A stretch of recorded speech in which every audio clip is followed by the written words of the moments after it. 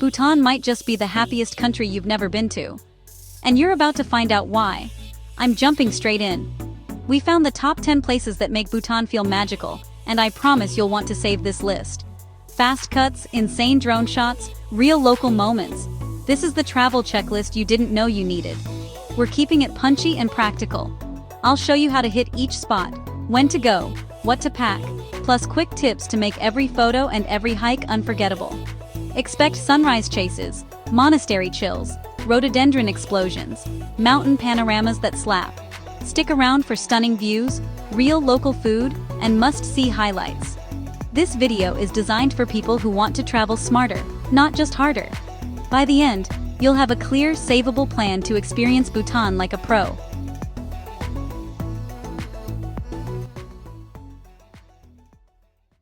I start where most visitors wake up early for the hike, Paro, aka Tiger's Nest. This cliffside monastery looks impossibly perched, and the hike up gives you non-stop jaw-dropping views. You'll feel the spiritual energy the moment you round that last switchback and see the monastery hug the rock. Go early, trust me. Sunrise light plus thinner crowds equals epic photos and peaceful vibes. The trail is steep but doable. Breaks at tea houses make it feel like a real adventure. Bring layers. Valley is warm, but the cold wind slices through you near the monastery. Inside, photography is limited, but the interiors and murals are incredible. Take time to breathe and soak in the history. I always tell people to respect the monks and the space. Quiet and humble go a long way here. For photographers, the viewpoint just above the monastery is the money shot. Get there before the tour groups and you'll have the light. Hikers, pack good shoes and a light rain jacket. The path can be rocky and occasionally muddy. If you have limited time, plan Paro as an all-morning mission so you can still explore Paro town later in the day. If you want a cinematic memory, schedule sunrise at the viewpoint, then walk down slowly catching the valley light. Local guides can tell you the legends, like how Guru Rinpoche flew here on a tigress, and that storytelling makes the place feel alive. Seriously, Tiger's Nest is the poster image for Bhutan for good reason. Thimphu feels like where ancient Bhutan rubs shoulders with modern life. Traffic, cafes, old-school monasteries all in the same zip code. The giant Buddha Dordonma statue dominates the skyline, and you get panoramic views that help orient you to the country. I love visiting here first because it gives you a taste of city comforts without losing that Bhutanese soul. The weekend market is a sensory overload in the best way. Spices, handicrafts, textiles, and people watching gold. Try bargaining lightly and sample local snacks. It's the easiest place to find authentic souvenirs that actually mean something. Don't skip the Folk Heritage Museum. It's small, but gives you context for everything you'll see in the valleys and dzongs. Food lovers, meet amadachi, spicy cheesy goodness that's basically Bhutan's national dish. I usually grab lunch at a local spot and ask for recommendations. Food is one of the fastest ways to connect with locals. Thimphu is also where you handle logistics, SIM cards, and last-minute gear. So plan a day here to get set up. At sunset, head back to Buddha Dordonma for that golden hour panorama. The light hitting the statue and the valley below is cinematic. Thimphu is functional and beautiful, perfect for first-time visitors who want culture, convenience, and great photo ops without the trekking fatigue. Punakha Valley sits where two rivers meet, and honestly, it looks like something out of a fantasy novel. Fortress walls, ornate roofs, and reflection pools that make for insane photos. The architecture showcases Bhutanese craftsmanship at its finest, and walking through those courtyards feels like stepping back in time. I always recommend visiting in spring, when flowers and jacaranda trees explode into color. The suspension bridge near the dzong gives you a dynamic vantage point. Swinging slightly over the river, you can frame the fortress with rushing water below. History buffs will love the dzong's role in Bhutan's past. It's a religious and administrative hub, with stories around every corner. Take a slow walk through the surrounding valley to soak in rice paddies and small villages. Timing matters. Early morning for fewer people and softer light, or late afternoon for golden reflections in the river. If you're into photography, bring a polarizer for saturated skies and cleaner reflections. For romantics and history lovers, Punakha is pure atmosphere, serene, majestic, and photogenic. My tip: combine Punakha with a short local hike to viewpoints. Those panoramas are unforgettable. Also try seasonal fruit and local snacks. Small conversations here often become trip highlights.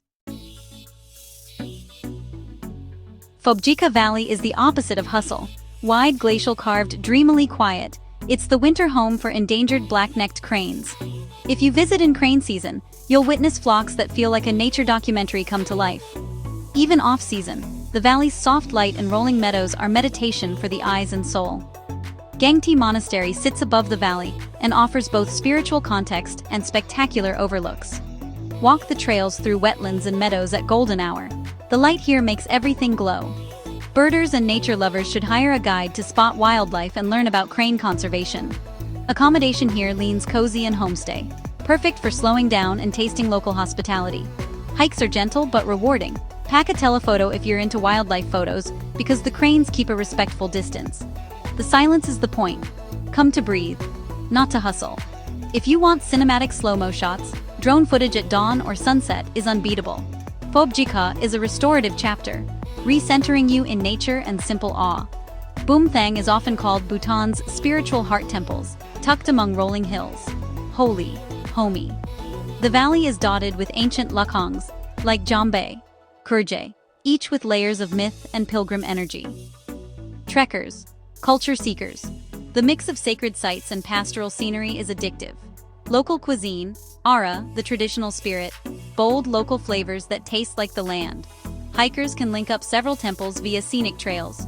Sweeping views, bring good legs, patience to soak in the holy sites. Pilgrims walk slowly. The valley invites reflection. Rolling hills at sunrise, stargazing at night, ancient stone structures and open sky. Chat with villagers. Many families have centuries-old connections to these temples. Practical note, Bumthang is interior Bhutan, so travel times can be longer. Plan at least 2 full days to really dig into the area. You'll leave with a deeper sense of Bhutan's spiritual core and a list of hidden temple gems. Ha Valley is the low-key beauty on the western edge. Fewer tourists, more alpine meadows, traditional villages that feel frozen in time. It's perfect for people who want solitude and authentic village life without the infrastructure of the bigger spots. Scenic drives here are a highlight.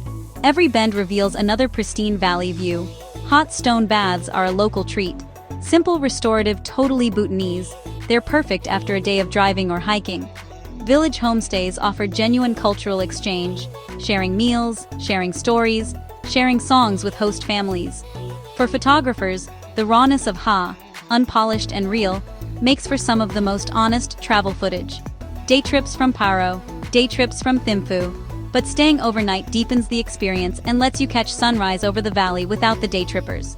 Roads can be narrow but dramatic. Drive slow and savor the scenery. If you crave quiet and authenticity, Ha scratches that itch like nothing else. My top tip, bring cash and open ears. Many places are off-grid and offline, and conversations lead to unplanned magic. This place is less about a destination and more about a cinematic moment. 108 chortens lined up with the Himalaya as a backdrop on clear days. When the sky's clear, the mountain panorama is ridiculous. Sharp, snowy peaks that feel close enough to reach. Photographers and road trippers should time this for sunrise or late afternoon for the best light. Walking among the chortens is serene and humbling. Each structure holds memories and stories. Pathways are quiet enough for reflection. Short hikes bring you closer to local prayer flags.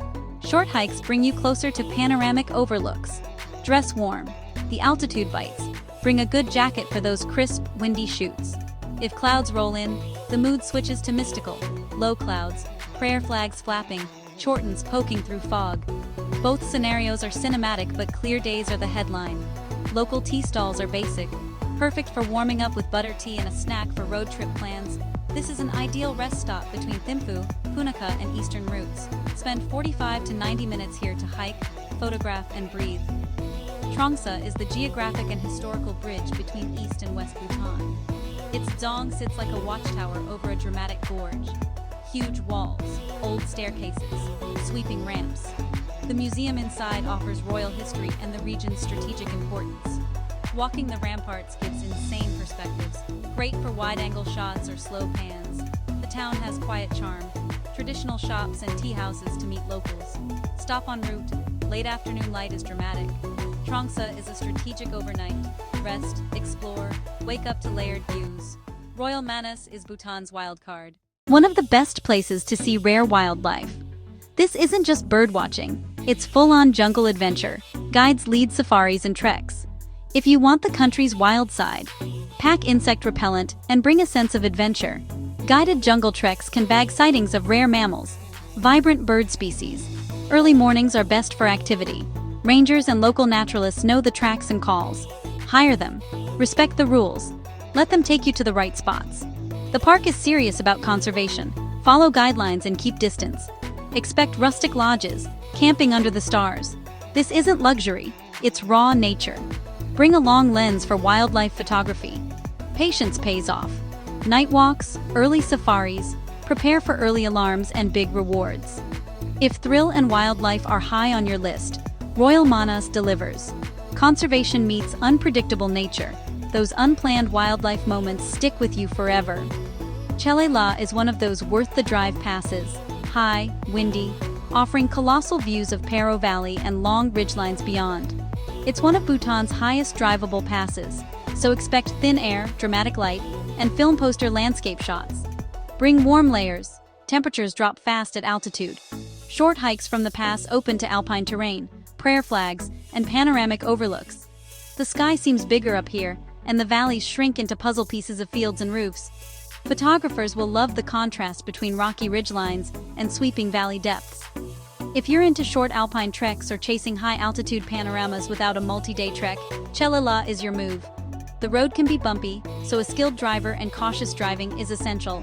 Plan for half-day to full day depending on stops and hikes. Pro tip: combine Chelela with a Paro day. Drive up for sunrise or sunset for cinematic skies and crisp cinematic light. Pack gloves and a warm hat. Even summer evenings can get frosty at the pass.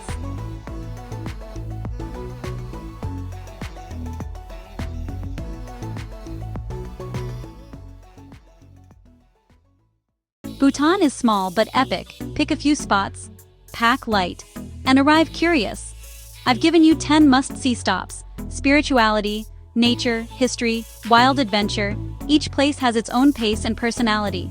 Mix quiet valleys with fortress visits and high passes to get the full picture.